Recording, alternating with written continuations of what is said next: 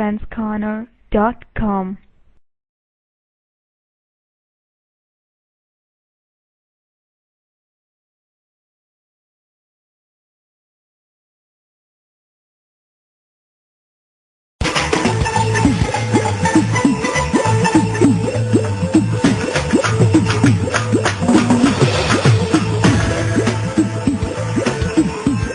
مبارک ہو حسن صاحب، کل آپ کا میڈیا ڈیموکریسی ڈے آ رہا ہے. یہ بڑی عجیب و غریب بات ہے. ویسٹ میں ایک بہت لمبی قطار ہے. مدرس ڈے ہے، یہ ٹیچرز ڈے ہے، یہ فادرز ڈے ہے. ہم لوگوں نے اس کو بھی اسی طرح کرنا شروع کر دیا جیسے ہم ویسٹ کی نکالی میں اندھا دھند کر رہے ہیں. ایسی گاڑیاں چلاتے ہیں، چلانے کا سلیقہ اور کرینہ نہیں ہے. دن مناتے ہیں ان کی نقل میں، اس کی روح کو نہیں سمجھتے. یہ تو بیسیکلی بہت زیادہ وہ گاڑیاں چلانے کی آپ بڑا ریمائنڈر ہے بیسیکلی میڈیا ڈیموکریسی کہ اس بھوت کو، میڈیا کے بھوت کو کتنی ذمہ داری کے ساتھ کس پازیٹو کام کے لیے استعمال کرنا چاہیے. جیسے وکلا سے اپنی طاقت نہیں سنبھل رہی نا، اپنے کپڑوں سے باہر ہو رہے ہیں. ہاں بالکل. اس طرح میڈیا کو بھی ہر کسی کو اپنے جامع اوقات اور حدود میں رہنا. آئیے یہ اپنے مستقبل سے ملے آپ. اللہ نہ کرے میرا مستقبل ہو. یہ بچہ وہاں نکل رہا تھا پڑھ کے، تو میں نے اس سے پوچھا کہ تم بڑے ہو کے کیا پڑھ رہے ہو، بڑے ہو کے کیا بنو گے؟ ڈاکٹر بنو گے، انجینئر بنو گے؟ یہ پتہ کیا کہہ رہا تھا مجھے کہتا ہے میں بڑا ہو کے دینی کمانڈو بنوں گا. کیا نام ہے بیٹا تمہارا؟ عبد الرشید. تمہیں تو اپنا نام ٹھیک نہیں لینا آتا، اسی لیے تو وہ کمانڈو بننے کی کوشش کر رہا ہے. کون سی تعلیم حاصل کر رہا ہے؟ اسی لیے سارا یہ دینی کمانڈو کیا ہوتا ہے؟ ایک منٹ مجھے ذرا سے بات کرنے میں بچے سے. دینی کمانڈو کیا ہوتا ہے؟ پتا ہے دینی کمانڈو کیا ہوتا ہے جو تم شوق رکھتے ہو بننے کا؟ دیکھو بیٹا، ہم جس کے ماننے والے ہیں نا، تم بھی، انہیں دنیا رحمت للعالمین کے نام سے جانتی ہے. وہ جانوروں کے ساتھ بھی ظلم روا رکھنے والے کو پسند نہیں کرتے تھے. سمجھے؟ وہ کہا کرتے تھے کہ ایک انسان کا قتل جو ہے پوری انسانیت کا قتل ہے. یا کوئی ڈھنگ کی تعلیم حاصل کرو. اور یہ دینی اور دنیاوی علم صرف علم ہوتا ہے. اور ہر پتہ نہیں کوئی یونیسکو نے دیا تھا، کوئی میرا خیال 30 کروڑ ڈالر، اور وہ کون کھا گیا ہے کوئی پرسانے حال نہیں ہے. اور آپ کو پتا ہے کیا کسی شے کا بھی کوئی پرسانے حال ہے؟ یہ روزانہ کے 5000 چلان ہو رہے ہیں یہ ٹریفک قوانین کی خلاف ورزی کی وجہ سے. اس کے باوجود خلاف ورزی ختم نہیں ہو رہی. ہاں یہ 50,000 بھی ہوں گے تو خلاف ورزی ٹریفک کی جاری رہے گی. اس کی وجہ ہے کہ جو کام ماں باپ کے کرنے کا ہے، جو کام اسکول کے ٹیچرز کے کرنے کا ہے، آپ کو جو سمجھا بڈھے طوطوں کو کون پڑھائے گا؟ ایسا ہی جو ماں نے نہیں تمیز سکھائی، جو باپ نے نہیں سکھائی، بالکل ایسے جو اسکول نے نہیں سکھائی، وہ ٹریفک وارڈن بیچارہ سکھائے گا ان کو. کل اس نے مجھے گاڑی آ گئی ہے، تمیز نہیں آئی. اور میں نے تو لکھا بھی تھا کہ کروڑ روپے کی گاڑی ہے، 2 ٹکے کا آدمی ہوتا ہے اندر. ہاں ایسے ہی ہو رہا ہے. یہ بالکل ایسے لگتا ہے جیسے بچپن میں، تو مدتیں ہی ہو گئی ہیں، بہت پہلے کی بات ہے، تو موت کا کنواں. جی وہ جس میں ایک ہمارے موٹر سائیکل چلتی ہے، موٹر سائیکل بھی اور کار. یہ آپ کی ہر سڑک کا منظر ہے. صحیح.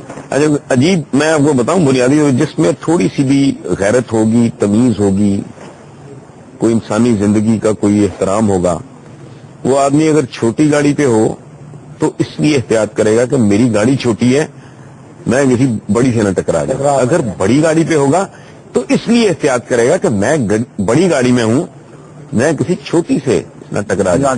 لیکن یہاں تو ہمارے اللہ معاف کرے، پتہ نہیں مت ماری گئی ہے والدین کی چچور پانا کیا ہے. اتنا بالش بھر کا بچہ بالکل اس کو گاڑی دے دیتے ہیں. انہیں نہ اپنے بچے پہ رحم آتا ہے، اس میں بڑا فخر کرتے ہیں. اس سے بڑھ کے ہمارا بچہ 10 سال کا ہے جی، اور دیکھیں کیسی ڈرائیونگ کرتا ہے، گاڑی چلا لیتا ہے. ہاں وہ جا کے کسی کو بھی مار سکتا ہے، وہ کچھ بھی کر سکتا ہے، کسی کو بھی مارے گا. ہاں بالکل.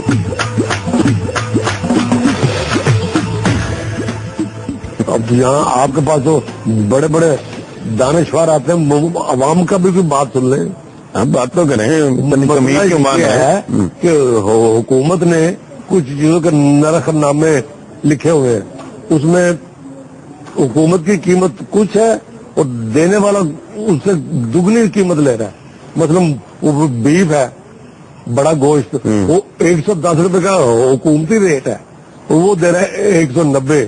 کہیں سے بھی نہیں ملے گا آپ کو 110 پہ. چھوٹا گوشت جو وہ 220 روپے حکومتی ریٹ. حکومتی ریٹ. اور جو لوگوں کو مل رہا ہے وہ 340.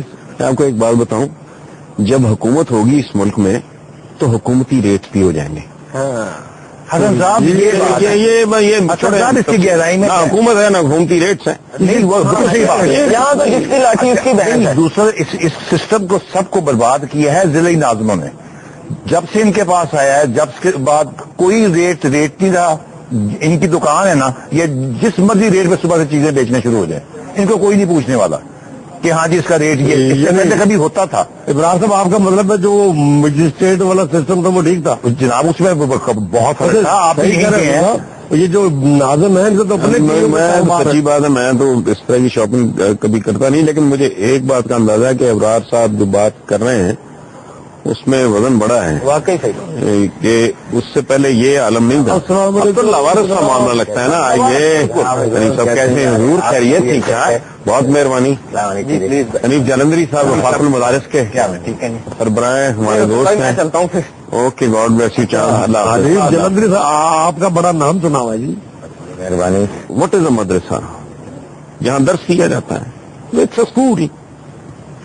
آپ نے اس کو ہرا پینٹ کر کے ضرور کوئی باقی دنیا سے علیحدہ کرنا ہے. مین اسٹریم میں جائیں، بس ختم کریں بات. وہاں بھی لوگوں کو دینیات قرآن پاک پڑھایا جاتا ہے. اللہ اللہ خیر سر بند کریں یہ سلسلہ سارا. یہ کیا ان کی آؤٹ پٹ کیا ہے، یہ ان کی کنٹریبیوشن کیا ہے؟ مطلب مجھے حیرت ہوتی ہے، ککھ نہیں جانتے وہ دنیا کے بارے میں. مدرسہ جو ہے وہ اس دن سے ہے جس دن سے دنیا میں اسلام ہے، اور مدرسے کی اور اسلام کی تاریخ ایک ساتھ چلتی ہے. یعنی میں تو اپنے اعتبار سے عرض کر رہا ہوں نا کہ جب حضور اکرم صلی اللہ علیہ وسلم پر پہلی وحی غار حرا میں آج سے 1443 سال پہلے نازل ہوئی ہے، وہ اقرا بسم ربک الذی خلق ہے، اور وہ پڑھنے کی ہے. اور میں یہ کہا کرتا ہوں کہ پہلا حکم اللہ تعالیٰ نے اپنی توحید پر ایمان لانے کا بھی نہیں دیا، حضور اکرم صلی اللہ علیہ وسلم کی رسالت پر ایمان کبھی نہیں دیا. جس سے مسلمان نماز، روزہ، زکوٰۃ، حج، یہ سارے احکام بعد پہلا حکم ہے، جس سے پہلا حکم پہلے ہی حکم سے فارغ ہے. لیکن پہلا حکم پڑھنے کا ہے.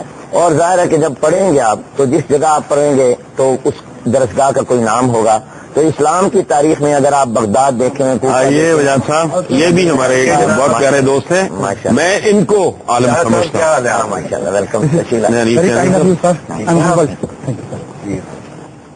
وجاد مسعود صاحب، کنٹریبیوشن کیا ہے؟ جب تک آپ کوئی ڈاکٹر، کوئی انجینئر، کوئی سائنٹسٹ، دیکھیں میں آپ کو کوئی فلاسفر، کوئی پینٹر، کوئی آرٹسٹ پیدا کیا ہو.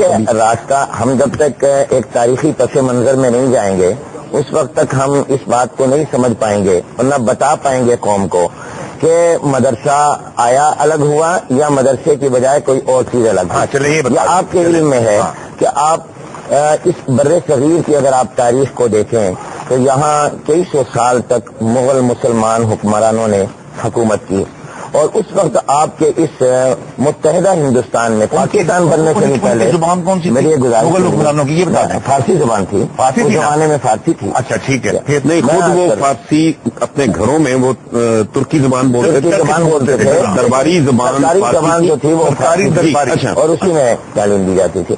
تو میں یہ عرض کر رہا تھا کہ جس وقت بر صغیر میں ہمارا جو تعلیمی نظام تھا اور مسلمانوں نے یہاں جب حکومت کی ہے تو اس وقت میں آپ کو ہر طرف مدرسہ ہی نظر آئے گا اگر آپ اس تاریخ کو اٹھائیں. لیکن وہ مدرسہ جو آج کے دور میں ایک مدرسے کا تصور بن گیا ہے وہ اس سے بالکل مختلف تھا. میں کم از کم یہ محسوس کرتا ہوں کہ یہ اپنے اثر کے ساتھ مدرسہ ہم آہنگ نہیں ہے.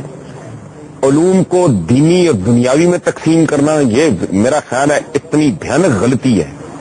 آپ اس پہ بوڈی سے وجہ حسن بھائی، پہلا اعتراض تو یہ ہے کہ مدرسوں کا ملک کی معیشت میں کنٹریبیوشن کیا ہے، کیونکہ آج کے عہد میں تو جو بات بھی نکلے گی اس کی بنیاد یہ ہوگی وہ ہمارے کس ہنر میں اضافہ کرتے ہیں، اس سے زر مبادلہ میں کیا فرق پڑتا ہے، اس سے ہمارا जो फॉरेन एक्सचेंज सोसाइटी में क्या बेहतरी आती है? सोसाइटी में मुआशी लाइबिलिटी है सर। नहीं, बेसिक मैं इसलिए कह रहा हूँ कि अगर 20 वर्ष पहले एक छोटा सा सवाल मैं मौलाना साहब से मैं करना चाहूंगा। नहीं, पहले वजाहत साहब को बात मुकम्मल एक सेकंड, करें। कितने अपना वो हर साल में फारिग होते हैं स्टूडेंट्स आपके अंदाजन? देखिए, मैं आपको अर्ज करूं कि हमारे भाई साहब ने और आपने जो सवाल फरमाए वो पूछना रहेंगे जब तक कि आप मुझे जवाब का मौका नहीं जवाब सारा पता है। देखिए, मैं आज की पहली मैं बात ये कहूँ कि आज पे फोकस मैं अर्ज करता हूँ कि पहली गुजारिश तो यह है कि हम लोग दीनी और दुनियावी उलूम की तकसीम के कायल नहीं हैं। जबरदस्त। हमारा दीन इस्लाम एक मुकम्मल ज़ाब्ता हयात और दस्तूर जिंदगी है। और मैं आपको ये अर्ज करूँ कि अक्सर लोग मदारिस के बारे में वो राय देते हैं जिन्होंने मदारिस के निसाब को, निज़ाम तालीम को करीब से देखा ही नहीं होता, उसका तफसीली तारुफ ही नहीं होता। मैं एक बात देखिए, बात सुनिए, आप बोले मेरी बात नहीं, खुशबू जो है वो पहचान होती है ना, तारुफ। तो आप लोगों ने आज तक ढंग का बंदा इस सोसाइटी को नहीं दिया। मैं तो ये बात कर रहा हूँ, PhD पैदा किया नहीं, PhD को छोड़ो तुम, कोई डॉक्टर को जाओ, नहीं यार, PhD को छोड़ो तुम, PhD कोई PhD होना नहीं, मैं ये नहीं, PhD इशू नहीं है। असल बात ये है कि जो वजाहत साहब कर रहे थे, प्लीज आप कंप्लीट करें पहले। मेरा ये कहना है कि तो मैंने ये अर्ज किया कि मईशत में किसी भी चीज में आप इसको क्यों कन्फाइन कर रहे हैं? मुआशरे को देता क्या है? मुआशरे को किसी बीमार का कोई इलाज कर सकता है, कोई कुर्सी बना सकता है, कोई जूता बना सकता है, कोई कपड़ा बुन सकता है। मईशत में इसका कंट्रीब्यूशन क्या है? जो दूसरा मेरा तरक्की में, इर्तिका में, आगे ले जाने में और दुनिया में अपना हिस्सा डालने में हमारी क्या मदद करेगा? दूसरा मेरा ये कहना है कि अगर आज से 20 वर्ष पहले हम 1500 मदरसों के साथ गुजारा कर सकते थे, 9 करोड़ हमारी आबादी थी, डबल होगी, मदरसों की तादाद 30,000 हुई है। ये डिस्प्रपोर्शनल जो तरक्की नहीं 20,000 तो वो हैं जो बाकायदा रजिस्टर्ड है। जी, मैंने जो अनरजिस्टर्ड है उनका कोई सिर पैर नहीं है, वो कोई सर पैर नहीं है। मैं ये अर्ज करूंगी ये डिस्प्रपोर्शनेट है, ना सिर्फ ये कि तादाद के एतबार से, क्योंकि हमें ये मालूम नहीं है कि मदारिस के मोहतमीन जो हैं उन्हें उसकी रजिस्ट्रेशन पे क्या एतराज है अगर मामला शफाफियत का नहीं है, अगर मामला ट्रांसपेरेंसी का नहीं है और इस बात का नहीं है कि फंड्स जो हैं वो इतने मदारिस को, जो बहुत बड़ी तादाद में है, जो मेरे बचपन के मुकाबले में बिल्कुल नई बात है, जब मदरसा जो है वो मस्जिद का एक वैली हिस्सा था। अब बड़ी शाहराहों पे, चौकों में ऐसे मदरसे बने हैं जो 5-5, 6-6 हजार तालिब इल्म जहाँ पे तालीम करने के लिए यार बात उनको पता करें कि डॉक्टर रईक साहब ने आना है। डॉक्टर रईक साहब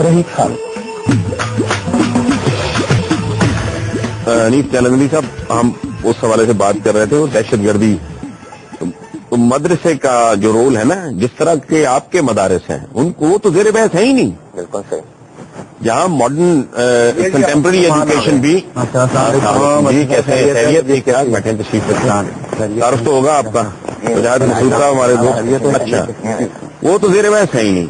हम बेसिकली तो बात कर रहे हैं, और वजाहत साहब भी, जो मदरसे दहशत गर्द पैदा करते हैं और इनकी नर्सरीज का काम कर रहे हैं, उनके हवाले से बात हो रही है। आप उस पे काइंडली अगर गुजारिश यह है कि पहले तो मैं ये इस बात की वजाहत कर दूं कि मदरसे का दहशत गर्दी से, इंतहा पसंदी से और तशद्दुद की तालीम से कोई ताल्लुक नहीं है, और उसकी थोड़ा तो वहीं जाता है। मैं आज करता हूँ, देखिए निसार साहब, हमारे इस बर्रे सगीर में ये दीनी मदारिस 250 साल से, ये अजीब इत्तेफाक है कि सदियां बीत गई हैं, निसाब नहीं बदला। निसाब बदला है, मैं आपको बता दूं, निसाब बदला है, उसकी बेसिक चीजें कुरान और सुन्नत वही है। लेकिन आप ये देखिए कि ये जो दहशत गर्दी जिसको आज दुनिया कहती है और जो दुनिया में या इस खित्ते में खासतौर पर आई है, इसका दौरानिया अगर आप देखेंगे ये 20 से 25 साल पर मुहित है, और दुनिया जानती है और आप मुझसे ज्यादा जानते हैं कि किन लोगों ने ट्रेनिंग सेंटर खुलवाए, किन्होंने इनको वेपन दिए, और पूरी दुनिया ने इनको तरबियत देकर कहां पर भेजा, और जब उनके मफादात हासिल हो गए तो इनको मुजाहिद से दहशतगर्द करार दे दिया। इसको हमारे साथ जोड़ दिया गया। थोड़ा शायद यूं न कर लें कि फिर जब वो विड्रॉ कर गए और ये बेरोजगार हो गए, तो चाहिए कि फिर मदारिस के जो मुहतमिम हजरात हैं, जिनमें हनीफ साहब का नाम बहुत ऊपर आता है, इन्हें एक्सेसिबिलिटी पे क्या मसाइल हैं, इन्हें शफाफियत पे, ट्रांसपेरेंसी पे, अगर इनके मदारिस में ये कुछ नहीं होता, और बहुत सौ में हो रहा है, जो कुछ स्कीम फरमा रहे हैं, क्योंकि पिछले 20-25 वर्ष में ऐसे मदारिस सामने आए हैं। मैं इनका जवाब देना चाहूंगा। बड़ा अच्छा मौसूफ ने सवाल किया। मैं ये समझता हूँ कि शायद इनको सूरत हाल का और हकायक का पूरा इल्म नहीं। 93 میں جب بے نظیر صاحبہ مرحومہ کی حکومت تھی انہوں نے مدارس کی رجسٹریشن پر بین لگا دیا، جبکہ مدارس پاکستان میں 1953 سے رجسٹرڈ ہو رہے تھے. خود خیر المدارس ملتان جس کا میں ذمہ دار ہوں وہ 1953 سے رجسٹرڈ ہے اور یہ رجسٹریشن کا عمل جاری تھا. جب حکومت نے بین لگایا تو ہمیشہ ہم حکومت سے کہتے رہے کہ آپ اس پابندی کو ہٹائیں، ہم رجسٹریشن چاہتے ہیں، لیکن پراپیگنڈا یہ کیا گیا کہ مدارس میں پتہ نہیں کیا بات ہے، یہ رجسٹر نہیں ہونا چاہتے. یعنی آپ کو نظم میں آنے کوئی اعتراض. اچھا لیکن اس کے بعد میں آپ کو عرض کروں کہ جب 2004 میں پرویز مشرف کی حکومت تھی تو دوبارہ ہم نے مطالبہ کیا کہ آپ اس رجسٹریشن کو کھولیں. چنانچہ انہوں نے رجسٹریشن کے حوالے سے ہمارے ساتھ میٹنگز کی. تمام پاکستان میں مدارس کو ہم نے ہدایات جاری کی کہ وہ حکومت کے پاس رجسٹریشن کرائیں اور اس وقت تک 15,000 مدارس رجسٹرڈ ہو چکے ہیں. ایک ہفتہ پہلے وزیر داخلہ سے ہمارے مذاکرات تھے، خود وزیر داخلہ نے یہ اعداد و شمار میڈیا کے سامنے پیش کیا ہے کہ صرف 3 سے 4,000 مدرسے ان کی بھی رجسٹریشن کا پروسیس جاری ہے اور اس میں بھی بیوروکریسی رکاوٹیں ڈال رہی ہے، مدارس کی طرف سے انکار نہیں. اور یہ جو رجسٹریشن کا قانون آیا ہے مدارس کی، اس میں یہ شرط ہے کہ ہر سال انہیں اپنے تمام حسابات کی رپورٹ رجسٹرار کو پیش کرنا ہوگی اور باقاعدہ اس کا آڈٹ کرانا ہوگا. صاحب آپ مجھے ایک بات بتائیں کہ ہمارا جو مدرسہ ہے یہ آج تک کبھی کوئی بڑا انجینئر، کوئی ڈاکٹر، کوئی فلاسفر، کوئی پینٹر، کوئی آرٹسٹ، کوئی آؤٹ اسٹینڈنگ آدمی میں تو نہیں جانتا. اب دیکھیے اس کے پیچھے ایک تاریخ ہے. یہ صرف مدارس، اگر آپ مدارس کی بات کرتے ہیں اور مدرسے اور یہ دینی اور دنیاوی تعلیم کی جب سے تخصیص ہوئی ہے اس کی بات کرتے ہیں تو یہ تو ہمارا دور زوال ہے.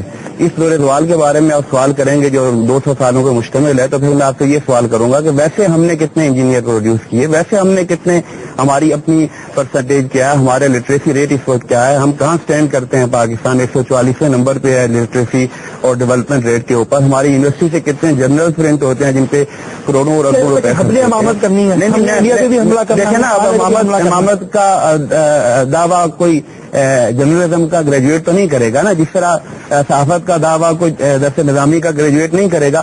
میرا مقصد یہ تھا کہ اگر آپ یہ پہلے ہمیں کلیئر ہونا چاہیے. تاریخ میں دیکھیں فارابی کہاں سے نکلا، ابن الحسن کہاں سے نکلے. جو سائنٹسٹ ہیں اور جو ایجوکیشنسٹ ہیں، جو ہسٹورین ہیں مغرب کے، وہ اس بات پہ متفق ہیں کہ مغرب اور جو اس وقت یورپ ہے اور یورپ سے پھر امریکہ میں ایجوکیشن اور سائنس کا علم گیا ہے، اس پر یونان سے زیادہ اثرات اسلامی تہذیب کے ہیں. اور میں ہمارے ہیں پری رنیسانس کی. مسئلہ یہ ہے کہ پوسٹ رنیسانس حیائے علوم کے بعد کا جو زمانہ ہے اس میں علم کا منہاج بدل گیا. اب میں آپ سے عرض کرتا ہوں یہ بات دیکھیے ابن رشد، ابن سینا، ابن خلدون، یہ 13ویں 14ویں صدی تک ان کے جو اثرات یورپ میں آنا تھے اس کو آگے لے کے جو علمی منہاج ایوالو ہوا ہے، ارتقاء پذیر ہوا ہے، اس کی مخالفت جو ہے وہ اہل عقیدہ کرتے چلے آئے ہیں. اس میں پنڈت کا، پادری کا، ملا جی کا کوئی میں تو ان سب نے کیا ہے. کوئی بات ہی نہیں دنیا کی. ان کے درمیان تھوڑا میں آپ سے یہ جو بات ہے نا، یہ دیکھیے، یہ جب آپ ایک آپ کی سویلائزیشن مجموعی زوال کا شکار ہوتی ہے تو اس کے ہر فیلڈ میں زوال آتا ہے. اب پرابلم یہ ہوئی کہ آج جو درس نظامی کی ہم بات کرتے ہیں جو مدارس میں پڑھا جاتا ہے، اب میں علامت صاحب بیٹھے ہوئے ہیں اور میں یہ میری بات سے اتفاق کریں گے کہ منطق اور فلسفہ ہمارے درسیات کا حصہ رہا ہے. اب فلسفے کی بنیاد آپ کا کیا خیال ہے کہ یہ کوئی عرب سے آئی ہے؟ منطق کے علوم کی بنیاد عرب سے آئی ہے؟ نہیں، یہ اس وقت کے متداول سائنسز تھیں اور ان کو اس وقت کے ہمارے علماء نے اپنے مدارس کے نصاب میں شامل کیا. جب زوال آ گیا آپ نے دو الگ الگ مزے بھی لیے نا، جب تک آپ کے دماغ کی کھڑکیاں اور دروازے ہوا کیا، یہ ذمہ دار اس کا کون ہے؟ کر دی. آج کیا مسئلہ ہے؟ جہاز صاحب کا سوال نہیں، آج کیا تکلیف ہے؟ آج کا مسئلہ یہ ہے، جوتے کھانے کے بعد اب تو سمجھ آ جانی چاہیے کہ اس وقت جب ہم نے کیا تھا تو ٹھیک کیا تھا اور آج بھی ہمیں حکومت کو اور دینی مدارس کے لوگ بھی اس کے لیے مجھے پورا توقع ہے تیار ہوں گے. یہ ان کو ریپرزینٹ کر رہے ہیں اور یہ آپ کے سامنے یہ بات رکھیں گے اس ڈویلٹی کو ختم کرنا ہوگا. اور یہ صرف ڈویلٹی نہیں ہے کہ دینی مدارس کی اور ہمارے اسکولوں کی، ہمارے دیگر نظام تعلیم 50 قسم کے تو نظام تعلیم صاحب آپ کے یہاں متداول ہے. آپ مجھے یہ بتائیں کہ آپ مجھے یہ بتائیں اوپر والے کو بھی کھینچ کے نیچے لانا چاہ رہے ہیں. اوپر والے کو نیچے نہیں لے کے جانا چاہتے، نیچے والے کو دہشت گردوں کو ایک طرف چھوڑیے. اخبار برائے تعاون ہمارے گریجویٹ کی مدارس سے نکلتے ہیں، یہ جو ون ویلنگ کرتے ہیں یہ کہاں سے نکلتے ہیں؟ آپ یہ دیکھیں یہ قتل و غارت جاری کرنے والے یہ لوگ کہاں سے نکلتے ہیں؟ ادھر بھی حال برا ہے، دفاع نہیں کر رہے. یہ بتائیے حسن نثار صاحب، 9/11 کا ذمہ دار جن لوگوں کو قرار دیا گیا، 7/7 کا ذمہ دار خود برطانیہ نے جن لوگوں کو قرار دیا، یا ابھی GSTO پر جو حالیہ حملہ ہوا اس کا ماسٹر مائنڈ وہ کوئی مولوی ہے یا ڈاکٹر ہے؟ وہ لوگ کہاں کے پڑے ہوئے تھے؟ کراچی میں جو لسانی بنیادوں پر خون کی کھولی کھیلی گئی ہے، انہوں نے کس مدرسے میں تعلیم حاصل کی تھی؟ آپ نے بالکل یونان کے فلسفے کی بات کی، نو افلاطونی فلسفے کی بات کی، لیکن یورپ کی نشت ثانیہ تک اس کے درمیان میں بھی بہت صدیاں گزری ہیں، جس میں ایک بہت بڑا کردار ہے مسلمان سائنسدانوں کا. اب آپ آ جائیے ہمارے مدارس پر. آپ نے فرمایا کہ ایک ادارے کی بات نہ کریں، وہ بہت بڑی ڈنڈی ہے. آج جن کو فخر سے اون کرتے ہیں آپ نے ان کو ٹھڈے مارے ہیں، ان کو ڈسون کیا ہے. لیکن میں آپ کو ان کی کتابیں جلائی ہیں آپ نے، ان کو جلا وطن کیا ہے آپ نے. آج آپ کہتے ہیں وہ ہمارے تھے. اچھا آپ مجھ سے فرما رہے تھے کہ آپ تمام مدارس کی بات کریں. میں اس وقت وفاق المدارس جو پاکستان کے مدارس کا سب سے بڑا نیٹ ورک ہے، جس میں اس وقت 12,500 مدارس ہیں، 2 ملین اسٹوڈنٹ. میرے پاس پتہ نہیں کہاں سے فگر تھا کہ رجسٹرڈ 20,000 کے قریب ہے. ویاض صاحب نے بھی میں نے آپ کو کیا وہ رجسٹرڈ مدارس اس وقت 15,000 ہیں. اچھا، ٹوٹل پاکستان میں مدارس تقریباً 20,000 ہیں. اب بھی اگری کہ ان کو مین اسٹریم میں آنا چاہیے. جتنے جدید علوم ہیں ان بچوں کو وہ پڑھائے جانے چاہیے. میں آپ کو اپنے مدرسوں میں ایک مدرسے کی بات نہیں کرتا. آپ میرے ساتھ لاہور میں چلیں، آپ گجرانوالے چلیں، منڈی بہاؤدین چلیں، آپ میرے ساتھ خزدار اور کرخ چلیں، آپ میرے ساتھ کسی بھی پاکستان کے علاقے میں چلیں، میں آپ کو وہاں دکھاؤں گا کہ باقاعدہ بچے انگلش پڑھ رہے ہیں، سائنس پڑھ رہے ہیں، میتھ پڑھ رہے ہیں، پاکستان اسٹڈیز پڑھ رہے ہیں، معاشرتی علوم پڑھ رہے ہیں اور کمپیوٹر سائنسز کے کورسز کر رہے ہیں. میرے لیے تو جو آپ کہہ رہے ہیں اٹس لائک میوزک.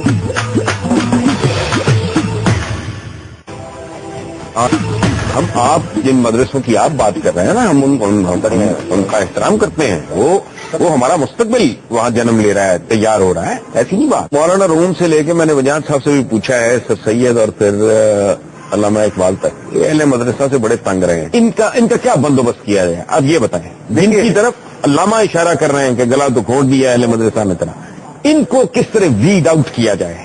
دیکھیے بات یہ ہے کہ مولانا روم کی آپ نے بات کی تو آپ کو یہ علم ہوگا کہ مولانا روم خود پہلے ایک بہت بڑے مدرس تھے، آپ بہت بڑے عالم تھے. یہاں تک علامہ اقبال کے شعر کا تعلق ہے، گلا تو گونج دیا اہل مدرسہ نے تیرا، وہ ایک فکری زوال اور انحطاط کی بات علامہ کر رہے تھے اور وہ ہمارے حقیقت مجھے بتائیں کہ ان کو کیسے اپڈیٹ کرنا ہے یا ان کو کیسے ویڈ آؤٹ کرنا. دیکھیے بات یہ ہے کہ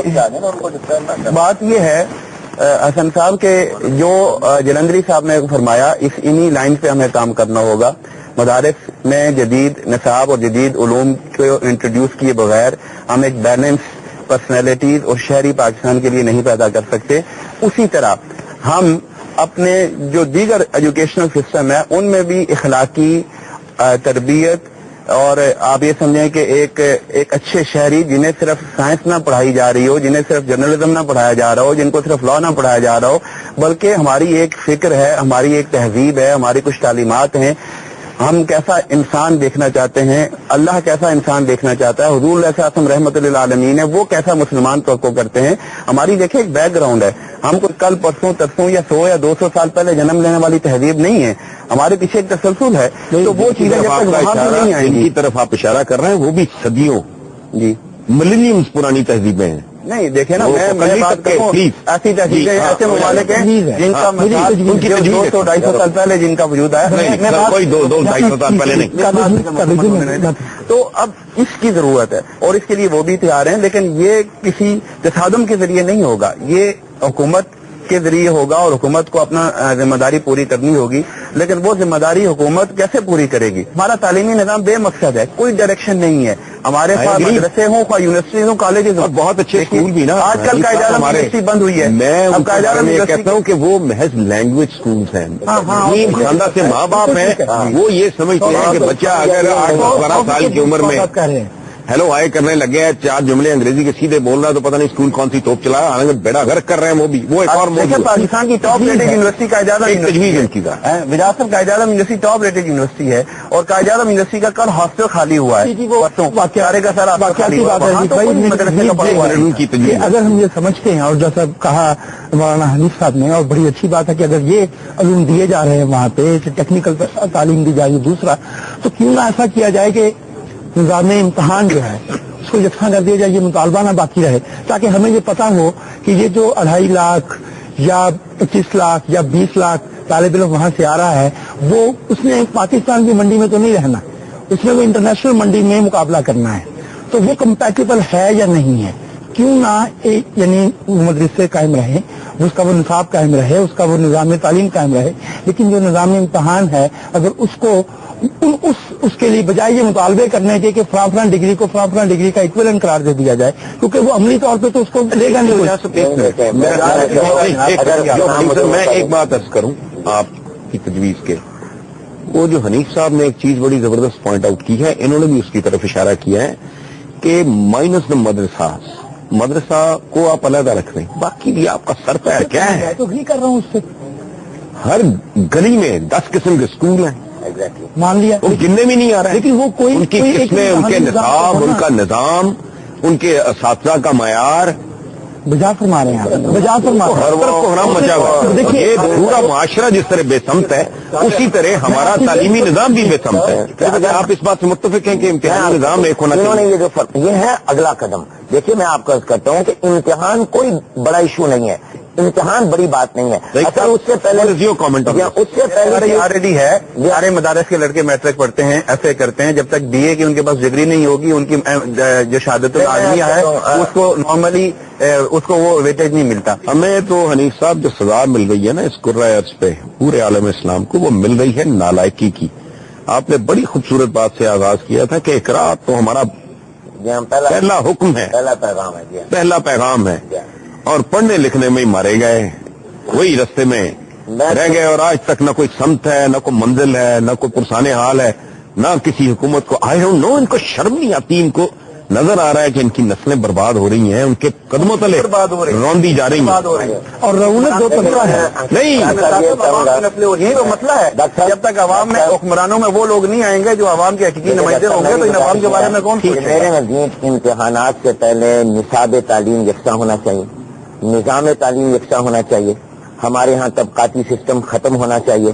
احساس کمتری برتری اس سے پیدا ہو رہا ہے. اور آج میں آپ کے اس باوقار فورم کے ذریعے یہ پیشکش پھر دہراتا ہوں کہ حکومت علماء کرام ماہرین تعلیم کو ایک میز پر بٹھائے، پہلے مرحلے میں کلاس 1 سے لے کر 10 تک کا ایک نصاب بنا دے، مدارس میں بھی وہی پڑھایا جائے، اسکولوں میں بھی وہی پڑھایا جائے. ہم اس کے لیے تیار ہیں. ایک بات ہے، you are asking for the مون.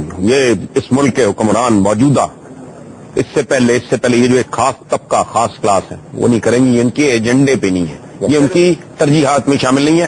اس کو پھر انشاءاللہ کسی ترتیب بنا دیں کہ چیف سیکرٹری کا بچہ، وزیر اعظم کا اور پریزیڈنٹ کا بچہ اسی اسکول میں پڑھے گا جس اسکول میں غریب کا بچہ پڑھے گا، اور گورنمنٹ کے اسکولوں کے اندر جا کے بیوروکریسی کے بچے پڑھیں گے. آپ بتائیے تعلیمی معیار بہتر ہو جائے گا. کا پریروگیٹو ہے. میں نے جو تجویز کی تھی وہ صرف یہ تھی کہ ان مضامین میں جن میں یہ فرما رہے ہیں کہ دونوں یکساں ہیں اس پہ کریں، کیونکہ میں نہیں چاہتا کہ میرے بچے دینی تعلیم حاصل کریں.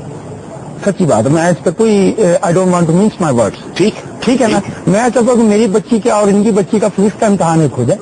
یہ اپنی بچی کو عربی کی تعلیم دیتے ہیں، بسم اللہ میں اپنی بچی کو میوزک کی تعلیم دیتا ہے.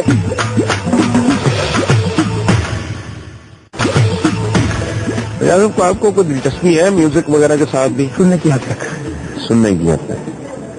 نصرت فتح علی کو سنا ہے، اس کی ابھی برتھ ڈے منائی گئی ہے. 61 نہیں ہے، اگر وہ زندہ ہوتا تو 61 سال کے. آپ کو کیسا ہے اس کا میوزک؟ مجھے بہت پسند ہے، اور اس میں بھی اگر آپ توجہ فرمائیں کہ وہ قوالی تک محدود رہتے اگر انہیں جو ہے وہ یورپ سے وہ تعاون نہ ملتا اور وہ ایکسپوجر نہ ملتا جو انہیں ملا، جس وہ پذیرائی نہ ملتی، ورنہ تو معاف کیجیے گا اس پاکستان میں 10 برس روشن والا بیگم لالا موسیٰ میں بیٹھی بہنیں پالتی رہی، کسی نے نہیں پوچھا اس کو، بیچارے بڑے غلام علی خان صاحب کو یہ ملک چھوڑ کے جانا پڑا. ہمارے اندر جب انتقال ہوا ان کا تو he was barely in 40s. آئی نو، ان کے ساتھ میرا ذاتی کن کو لے کے آیا ہوں؟ ہاں یہ ہیں بھی گول مٹول کے، یہ نصرت فتح علی خان کے شاگرد ہیں. اچھا میں نے اسی لیے کہا ہے کہ ہیں بھی انہیں کی طرح گول مٹول. تیرے میں معصومیت بھی ویسی ہے، اللہ کرے مقدر بھی ویسا ہو. ذرا ان سے پوچھیں باتیں ذرا. مسرور میرا تو نصرت بچپن کا دوست تھا، کلاس فلو تو نہیں کہنا چاہیے، ہم ایک ہی کلاس میں تھے، اس کا سیکشن اور تھا. اچھا مجھے یہ بتائیں، آپ نے اپنے نام کے ساتھ نصرت محبت اور عقیدت کی وجہ سے، جیسے پرویز مہدی نے مہدی حسن صاحب کا، یا دلیر مہدی نے پرویز مہدی کے نام سے، اچھا اس وجہ سے آپ کیسے آپ کی اٹیچمنٹ ہوئی نصرت کے ساتھ؟ میں سر ایف ایس سی میں پڑھتا تھا. کہاں؟ لاہور میں جی. اچھا. تو اخبار کے شو میں آپ سے بھی ملاقات ہوئی، خان صاحب کے ساتھ بھی ملاقات ہوئی. تو وہ آپ کی پہلی ملاقات جی اس موقع پہ ہوئی تھی؟ ہاں جی میری پہلی ملاقات ہوئی تھی. تو مجھے شوق تھا، گنگناتا تھا، تو پھر میں قوالی کی طرف راغب ہو گیا، اس کی طرف میری زیادہ جو انسپائریشن تھی وہ پیدا ہو گئی اس میں، اور پھر میں نے ٹریڈیشنل قوالی کو سیکھنا شروع کیا اس کو باقاعدہ. ہاں جی خان صاحب سے. ان کے ساتھ سیکھا آپ نے؟ میں نے 5 سال سیکھا ہے خان ان سے باقاعدہ؟ باقاعدہ. آپ کے فادر کیا کرتے تھے؟ میرے father G U E T میں ایڈمن آفیسر تھے. اور دلچسپ بات ہے کسی غیر موسیقی بیک گراؤنڈ کے بچے کا اس طرح، ہاں، اور پھر نقب لگا لینا کھانے. اس نے کبھی آپ کو یہ نہیں کہا تھا کہ تم بھی میری طرح ہی گول مٹول ہے؟ سر کہا تھا، ابھی میں نے کافی اپنا یہ واک کر کے اپنے وزن کو کم کیا. اچھا ابھی کم ہے؟ ماشاء اللہ. جب زیادہ تھا تو کیسا ہوگا؟ آپ ایسے کریں، اپنا دوسرا وزن بڑھائیں، یہ وزن کم رکھیں. ٹھیک ہے. یہ بتائیں، آپ کو نصرت کی کون سی چیز زیادہ بحثیت انسان کو زیادہ خوبصورت ہے، یا بحثیت موسیقار، یا بحثیت گلوکار؟ کہ وہ کمپوز بھی کرتے تھے. دونوں ہی جو خصوصیات تھی وہ ان میں تھی. انسان بھی بہت اچھے تھے، بہت سینسٹیو آدمی تھے، اور کمپوزیشن اور کمپوزر بھی بہت اعلیٰ تھے، اور میوزک کو جتنی نالج یا میوزک کا جتنا نالج ان کو تھا میں سمجھتا ہوں کسی کے پاس نہیں. آپ کو ان کی کون سی چیز بہت پسند ہے؟ میں سنا ہے ان کی کچھ چیز. میرے تو کانوں میں اس کی اس کے بچپن کی آواز گونجتی ہے، کیونکہ آپ اسکول گوئنگ تھے نا وہ جیسا جو ہم، تو تب ہم سنا کرتے تھے کہ اچھا یار وہ لتا کا فلاں سناؤ. بچے نے تمیز اٹھی نہیں، کیا سنا جو گانا وانا پاپولر ہوا، جہاں میں آئی دیوالی بڑے چراغ جلے، وہ پاپولر ہوا. اچھا یہ سننا شروع کر دیا. آپ کو کیا سنائیں کچھ؟ ہاں جی میں سناتا ہوں سر.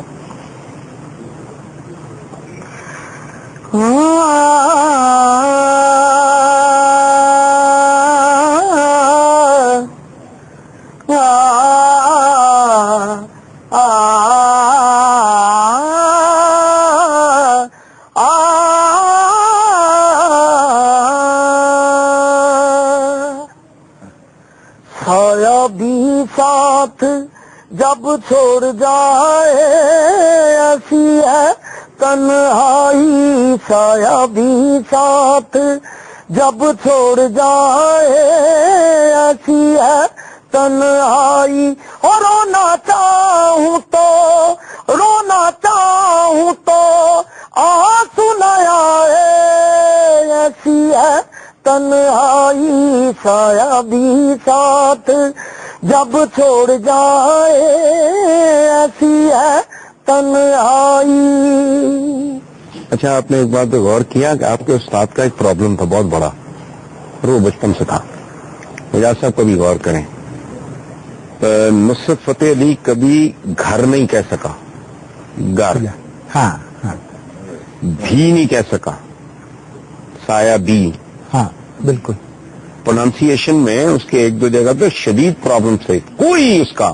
لیکن ساری کبھی اٹھا کے دیکھ لیں، آپ نے دیکھا کہ آواز بالکل ان کی طرح نہیں میں کہا ویسے بھی شکل بھی اگر کوئی کہے وہ تو اولاد نرینہ نہیں تھی نصرت کی، ورنہ اگر کوئی یہ اس طرح کلیم کرا دے کہ یہ ان کے بیٹے ہیں یا چھوٹے بھائی ہیں تو لوگ فوری طور پر مان لیں گے چہرے پہ معصومیت بھی وہی ہے. بنا رہے ہیں یا ہے یا کوئی بھی گانا، میں نے خان صاحب نے بھی مجھ سے کہا تھا کہ آپ بیٹا کاپی نہ کرو کسی کو، پھر انہوں نے مجھ سے رفیع صاحب کے بھی گانے سنے تو ان میں بھی وہی جو تاثیر تھی جو آج ایکچوئل. ایسا کوئی اور چیز سنا ہے خان صاحب کے علاوہ جی؟ نہیں نصرت کی سنا ہے. اچھا جی، اس کو یاد کر رہے ہیں، ابھی تو اس کی سالگرہ گزری ہے 61ویں. ساون کی بھیگی راتوں میں جب پھول کھلے برساتوں میں جب چھیڑے سکیاں باتوں میں مینوں یاداں تیریاں آؤندیاں نے، مینوں یاداں تیریاں آؤندیاں نے، مینوں یاداں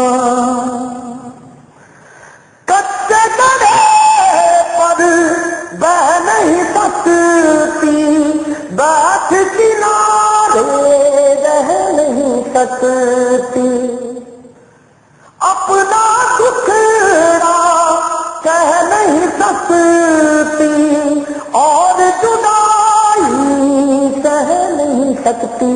میں پہن کے پائل پاؤں میں تیرا رکھتا دیکھوں گاؤں